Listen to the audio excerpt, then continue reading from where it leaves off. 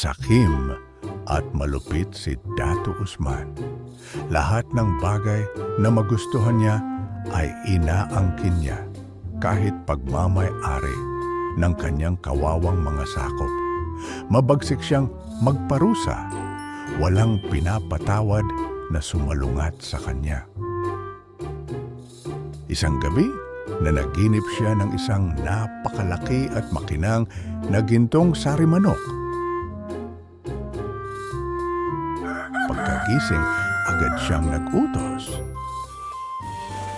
Gusto ko ng gintong sari manok. Magpagawa kayo ng pinakamalaki at pinakamaganda. Kunin ninyo ang lahat ng ginto sa buong bayan. Kaya't nagsimula ang mga kawal na maghakot ng ginto. Sinamsam nila ang mga singsing, hikaw at alahas ng taumbayan.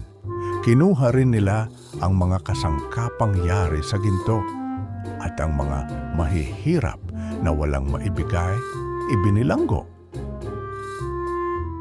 Sa gilid ng palasyo, nakamasid si Pilandok